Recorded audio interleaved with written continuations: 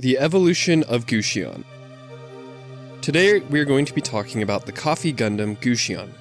Gundam ASW G11 Gusion was one of the original 72 Gundam frames used during the Calamity War, and it goes through drastic changes throughout the events of Iron-Blooded Orphans.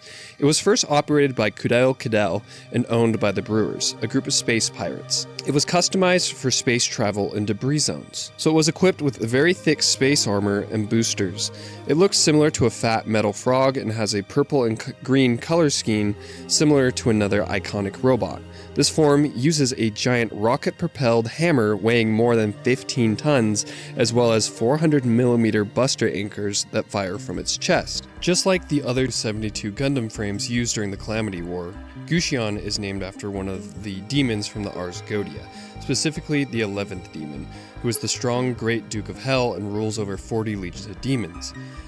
However, other than the namesake, there's not really anything else linking them to that specific demon. Gusion has many armaments, like a 90mm submachine gun, hand grenades, the Gusion chopper, which has 2 rockets attached to the back for higher velocity, and the Gusion axe, which has a retractable mace that is able to shoot out at high velocity and speeds. Another notable thing is that this is the most armored Gundam frame in this entire series, as the trend with all the other Gundam frames is to have their frames exposed, especially in their torso and midriff area. Ownership would transfer to Guts from Berserk, Akihiro Atland, and Tekkaden after Mikazuki defeated Kudel in battle. Originally, Gusion was to be sold in order to generate funds for Tekkaden, but Akihiro asked Orga if he could pilot it in honor of his little brother, who was killed by Kudel using the Gusion. Orga accepted this request. After Tekkaden defeated the Brewers, the Gusion was sent back to Teiwaz. It was a drastic transformation. It looked like an entirely different unit. Gusion slimmed down a considerable amount, losing its thick space armor and being restored back to its original state, with spare parts from the Barbatos and an Alea Vignana system was transplanted from a Landman Rhodey. This instantly made the unit stronger and capable of reaching even higher potential than its last pilot Kudel could ever reach, because he didn't have the Alea Vignana system. And now that the Gusion had one, Akihiro Atland was able to take advantage of that.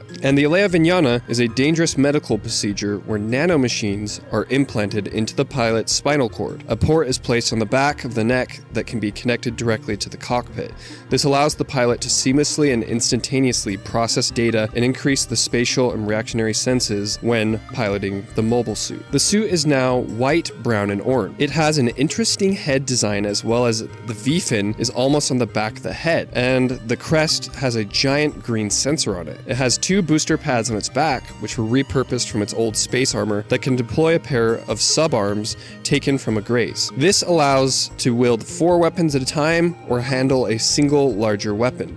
The back skirt, which was also taken from the old space armor, doubles as a shield. Its weaponry consists of a halberd, the Gusion chopper, which is a giant butcher's knife, and a 120mm long-range rifle. It's now known as Gusion Rebake, which is a coffee reference because of the color scheme and the fact that Gusion was rebaked and made new again. This unit also has close and long-range combat modes. When in long-range mode, the face closes into a mono-eye scoped face, increasing the unit's accuracy when sniping, and when in short range or standard combat, it opens up, making this a very versatile suit in any combat situation. Gusion Rebake sustained major damages fighting off the hordes of enemy units and needed major repairs as well as upgrades. At Teiwaz, they gained a breakthrough when they recovered Calamity War era data.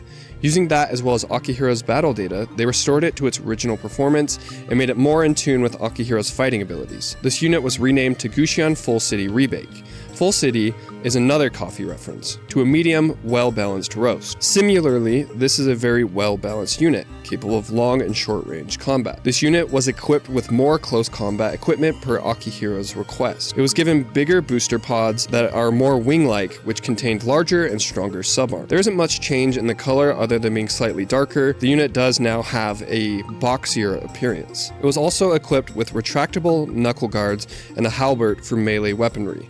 The skirt now acts as a shield as well as a giant pair of shears capable of crushing other mobile units like he did to Galen Mosa. If Ryuko Matoi from Kill la Kill was in the Gundam universe, she would definitely use Gusion. It has also been equipped with long-range flight backpack, increasing its travel speeds and distance in space while also carrying gear, namely a powerful railgun and other weapons. It demonstrated some pretty cool feats, like defeating Galen Mosa, a talented pilot, in combat and surviving a point-blank explosion completely unscathed. It's also shown many times to be able to take on many units at once, but it would eventually be destroyed at the end of the series along with Barbatos, as they defended the remaining fleeing members of Tekkaden. Gusion goes through 3 forms throughout the story of Iron-Blooded Orphans, and played an important role in the rise and fall of Tekkaden. Be sure to hit the like button, and look out for my next video because I'm going to be covering more Gundams.